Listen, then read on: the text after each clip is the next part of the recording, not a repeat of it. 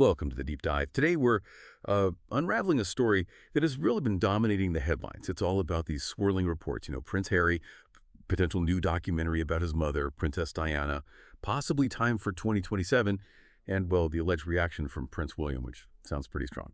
So our mission here is to take this stack of recent reports, all the articles, the rumors, the speculation, and really cut through the noise for you.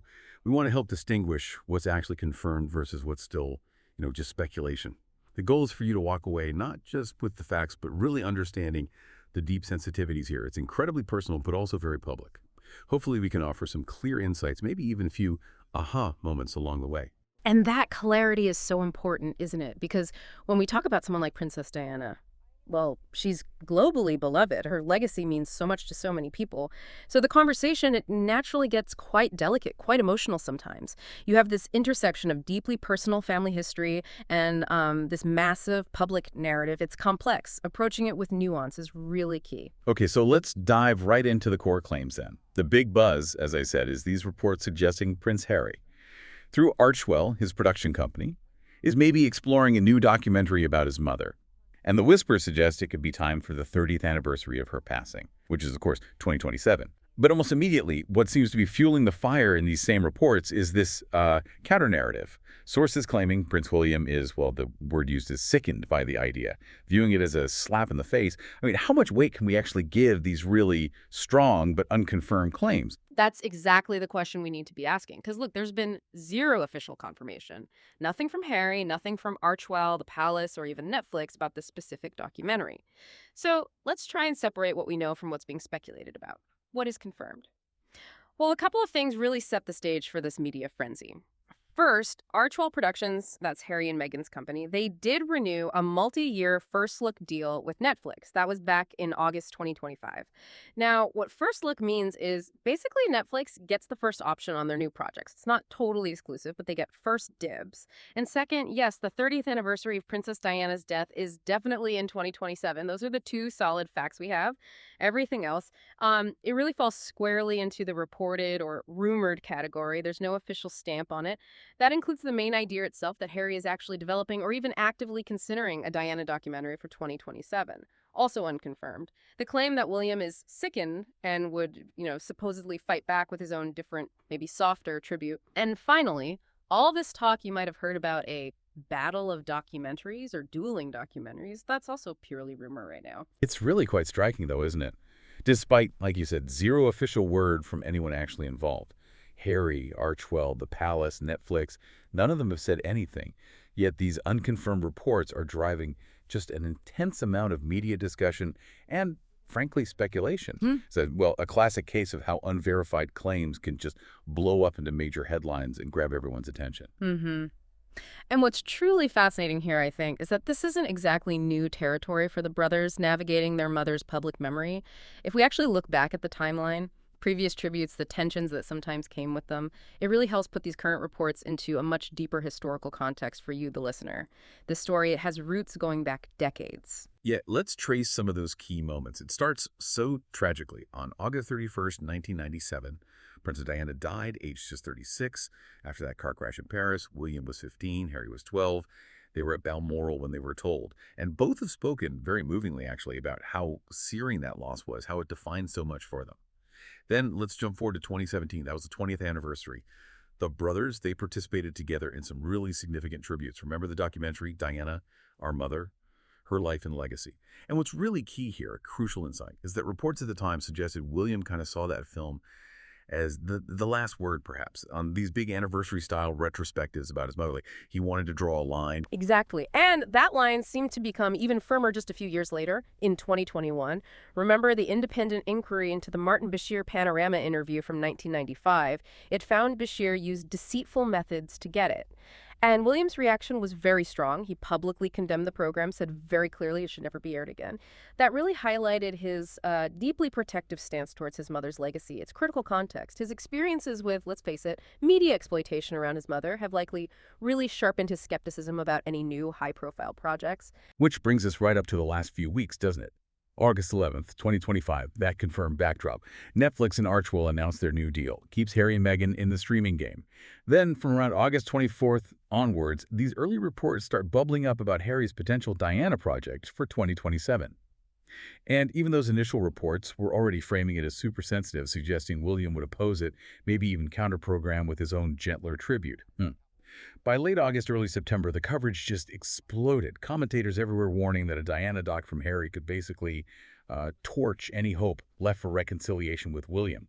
And then came that widely reported article calling William sickened, calling the idea a slap in the face. But again, it's so vital. We keep reminding ourselves, and there's still no official confirmation from anyone involved. It's all sourced reporting and commentary driving this narrative right now. But the real revelation here, listeners, maybe the aha moment, even if it's based on rumors right now, is that this isn't just about a documentary. It points to something deeper. A potential clash between two really different ways the brothers might see honoring their mother's legacy. You need to unpack that. Exactly right. On one side, you have Prince William. He's consistently portrayed as preferring, let's say, measured, family-approved tributes. His approach seems geared towards actively protecting Diana's dignity, and, this is crucial, the privacy of living relatives. You look at his actions, the 2017 documentary, his very public stance on Panorama, they seem totally consistent with this philosophy. It suggests a real desire for control, for dignity, and how she's remembered. Then, on the other hand, you have Prince Harry. He's often framed his public work, including, his past memoirs and interviews, as honoring his mother's example. He's been incredibly candid, hasn't he, about the trauma of her death, how it shaped him. So a first-hand documentary, anchored by him, it would undoubtedly be compelling. That personal angle is powerful. But within the family context, that very personal approach is also what potentially makes it so controversial. So it really sounds like William's strategy, or the one attributed to him, is much more about curating, protecting, keeping it controlled, whereas Harry seems to lean into a more personal, maybe less filtered narrative. Is that fair? That seems to be the dynamic suggested by the reports, yes. And for you, our listener, grasping these potentially fundamentally different approaches is key. One focused on, let's say, controlled, dignified, maybe more private remembrance, and the other potentially on a more personal, publicly shared story. That difference alone creates this inherent tension, especially given their shared history, their shared loss. It's a deeply personal story playing out on this huge public stage. But, beyond the family dynamics, maybe we should just take a moment to bring it back to Princess Diana herself. Because regardless of who might produce what documentary, her impact, her enduring legacy, that's really the heart of this whole thing, isn't it? Absolutely. It's crucial we don't lose sight of that. When we talk about Diana, we have to remember her profound effect on the world. All her sources touch on this, even implicitly. Think about her incredible warmth, her willingness just to sit at hospital bedsides, show real compassion, her groundbreaking work in destigmatizing HIV/AIDS, challenging prejudice with such grace, her tireless efforts drawing attention to landmines, to marginalized groups often overlooked, and how she handled just extraordinary pressure while always insisting on compassion, on connection. Precisely. And that's why any tribute, whoever makes it, if it's truly worthy of her name, it really ought to keep that humanitarian core, that gentle courage right at the forefront. That should be the lens, really, for evaluating any future projects aiming to honor her. It's about remembering her essence, not just the drama or the circumstances. So where does this leave us? What does this all mean for you, our listener, trying to follow this? How do you keep track? What should you actually be looking for to see how this story really unfolds? Well, there are a few key things to watch out for. First, and most obviously, an official announcement. That would look like actual project titles, maybe production partners named, or a confirmed release window. Something direct from Archewell or Netflix, an official statement like that. That's what moves this whole story out of the realm of rumor and into, concrete reality. Second, keep an eye on Prince William's approach, if anything emerges. If he does plan his own tribute, as some reports suggest he might, watch for the format.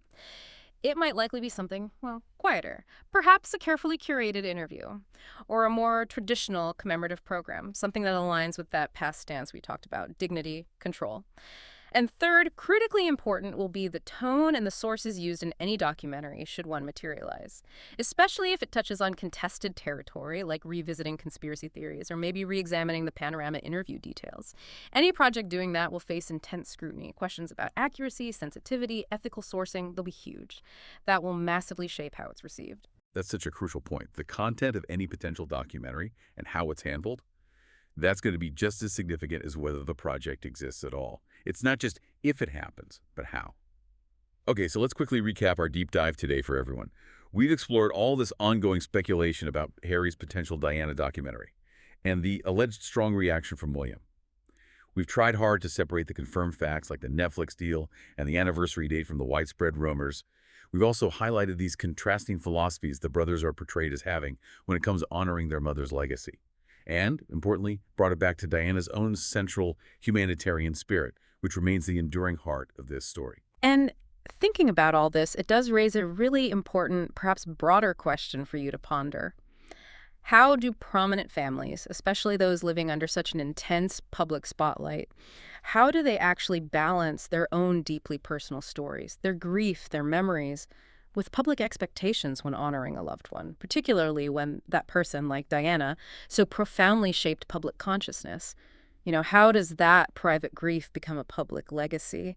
And what's the most responsible way to navigate that? That's a really thoughtful question. It gets right to the core of this, doesn't it? The Yeah. complex, deeply human issue playing out very publicly. Well, thank you, our dedicated listener, for joining us on this deep dive into what is clearly a sensitive and still evolving story. We really encourage you to keep exploring these complex dynamics and, as always, to critically evaluate the information you come across as this story continues to unfold.